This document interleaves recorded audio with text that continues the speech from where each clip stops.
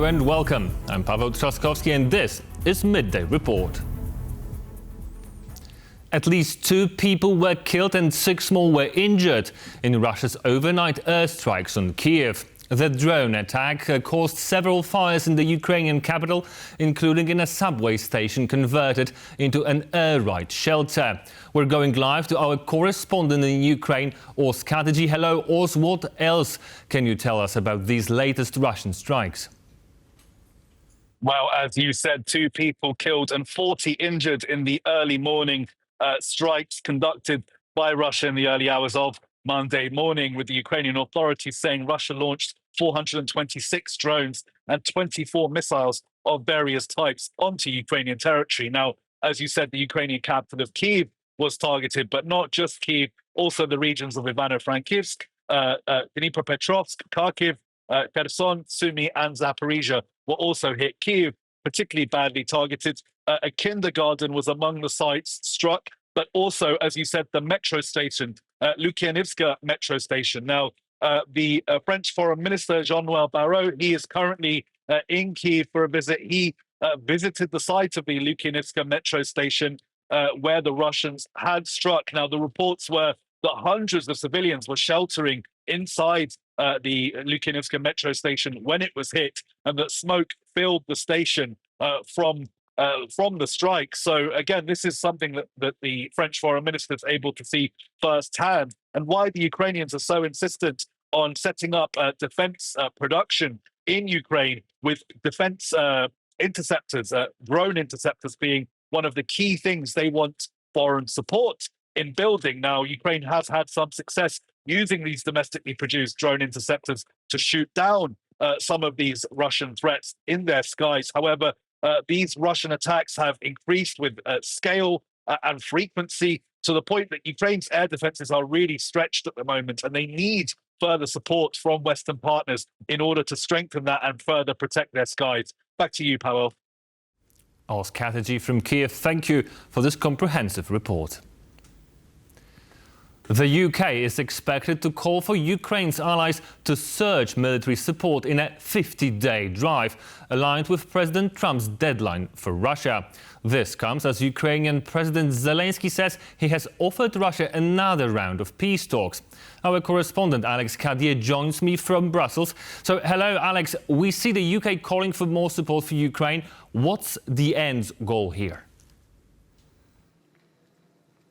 Well, the end goal clearly is to find a path towards peace, a solution to this war, and to force Russia into those negotiations if needed. We heard from John Healey, the UK Defence Secretary, chairing the Ukraine Defence Contact Group virtually, also chairing with Boris Pistorius, the German Defence Minister. John Healey saying that in line with Donald Trump's 50-day deadline, which will end on the 2nd of September, it's very clear that the European powers also have to step up their support. Now, we've seen, of course, that agreement between the US, the European powers and Ukraine to surge more weaponry announced by Donald Trump in the last week, but clearly John Healey saying more needs to be done on the European side. The UK itself has invested £700 million in the last 3 months in support for Ukraine, including drones and other weaponry. Now, we heard from Boris Pistorius as well, the German defense minister, saying that Vladimir Putin is pushing his war agenda with grim determination and has no real interest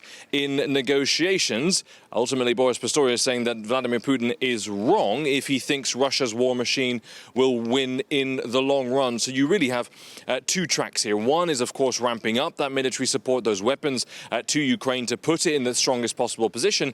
But President Zelensky in the last day saying he wants to go back to the negotiating table. He wants to go back and inviting the Russian Federation to send representatives to try and hash out some kind of deal. Now, we covered those 2 rounds of talks in Istanbul, clearly not leading to much. The Russian delegation sending very junior representatives, but clearly there is now some form of endgame, some structure to the plan here. That 50-day limit sent by Donald Trump being seized upon by those European powers to build momentum and hopefully build momentum towards peace.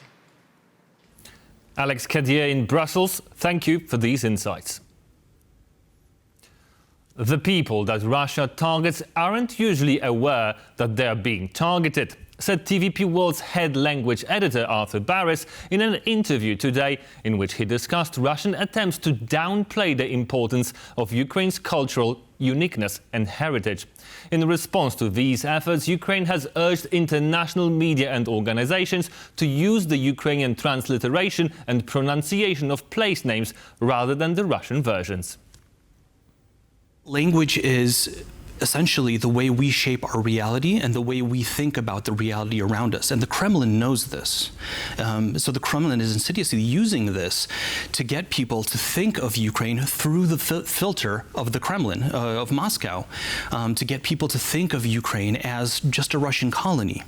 Would you say that this is, in a way, a type of symbolic violence, what Russia is doing and has been doing for the last couple of years? It definitely is. And what makes it so aggressive and so effective is that the people that it targets aren't usually aware that they're being targeted. Like you'll see propaganda outlets in the United States use the Russian spelling of Kyiv, which is the first and last time you're going to hear me say that on the air.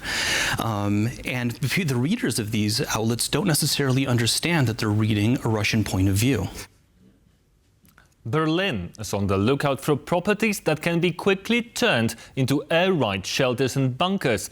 A pilot program seeks to provide protective spaces for 1 million Germans by the end of next year. According to the Wall Street Journal, Berlin had close to 2,000 air raid shelters and bunkers during the Cold War, but due to perceived low risk of military attack on the country, most of them were decommissioned 2 decades ago. Now it is estimated that only about 0.5% of the German population could be protected in about 500 remaining shelters. Germany's plan to wrap up shelter space comes amid the wider push to bolster the country's defense capabilities. Having more than doubled defense expenses, Berlin pledges to be war-ready by the end of this decade. We will prolong border checks at border crossings with Germany and Lithuania, said Polish Interior Minister Tomasz Siemoniak, speaking at a joint press conference with his German counterpart Aleksander Dobrindt at the Poland-Belarus border on Monday. According to Siemoniak, Poland's fight against illegal migration has reached an efficacy rate of 98%. He added that border controls will be abolished if Germany does the same. Siemoniak also said that Poland expects Germany's support in tackling the migration crisis at the Poland-Belarus border. The two officials previously touched on the topic of the migration crisis last Friday when the Polish and German interior ministers met in Germany's Bavaria region. At the time, the German minister praised Poland for introducing border controls and effective enforcement measures. Poland introduced temporary border controls at 65 border crossings with Germany and Lithuania on July the 7th. Over 230,000 people and 100,000 vehicles have been checked to date.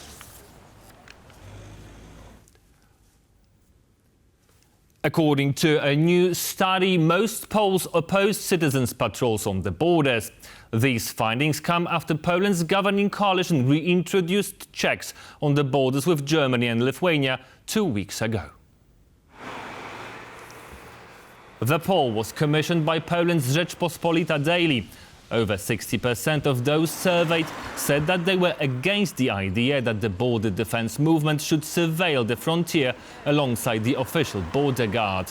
These citizen patrols have been cooperating for several months now, but only gained countrywide recognition in recent weeks as right-wing forces in Poland have made Berlin's policy of returning migrants to the Polish border a key political issue.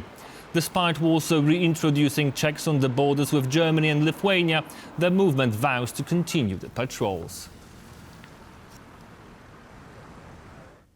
The Polish healthcare system is facing an unexpected reappearance of cholera, a somewhat forgotten disease. There is absolutely no need to panic, said Bożena Walewska-Zielecka, a member of the Scientific Council at Medicover, who recently joined TVP World to discuss the danger that the disease poses to the country and its citizens.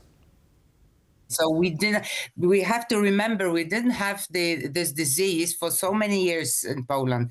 There was the single case in 2019. There is a single case in 2005.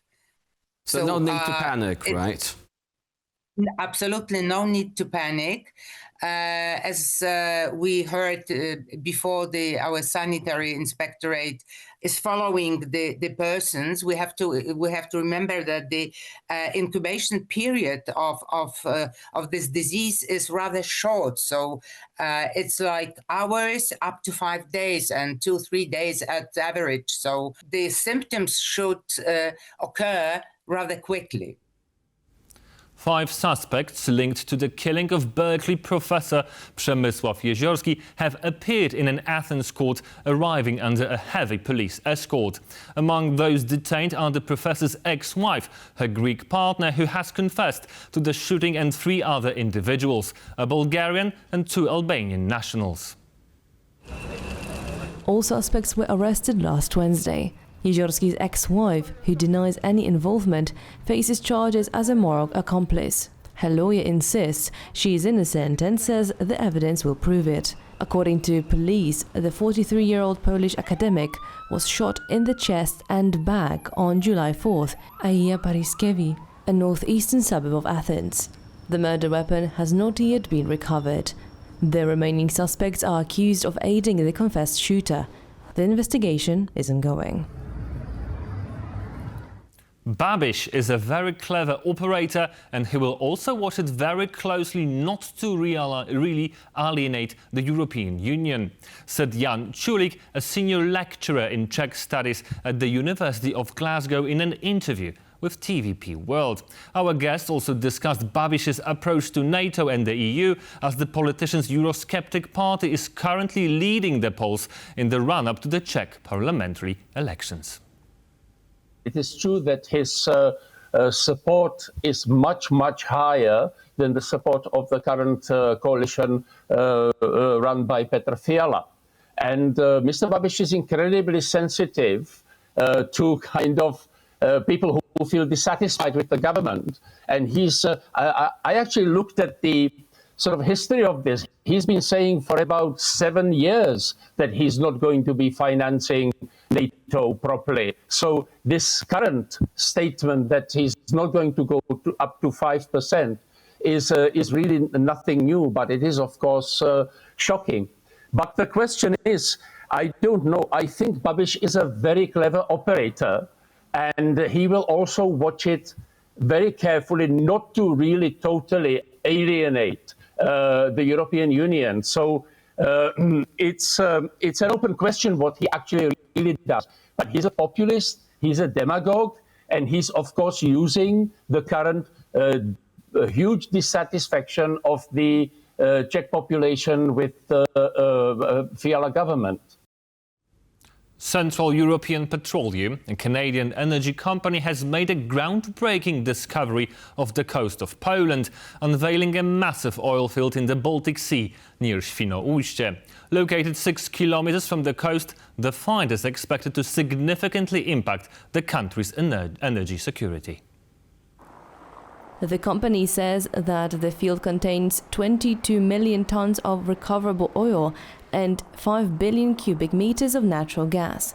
The total reserves could be even larger, almost half of oil and 5 times for natural gas. The project, located in the Volyn concession area, spans nearly 600 square kilometers and includes untapped geological formations with vast potential for exploration and exploitation. This discovery has been hailed as a breakthrough for Poland's energy sector, offering a chance for the country to strengthen its energy independence and reduce reliance on external suppliers.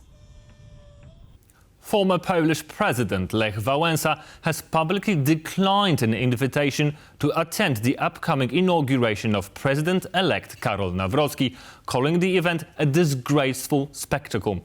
The inauguration is scheduled for August the 6th during a joint session of the National Assembly. Wałęsa, who served as Poland's head of state from 1990 to 1995, shared a photo of the official invitation on social media Monday, along with a brief but pointed message: "I refuse to take part in this disgraceful spectacle."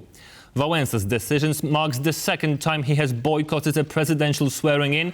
He previously skipped President Andrzej Duda's second inauguration in 2020, though he did attend Duda's first in 2015. And this concludes the midday report. Please stay with us for more updates.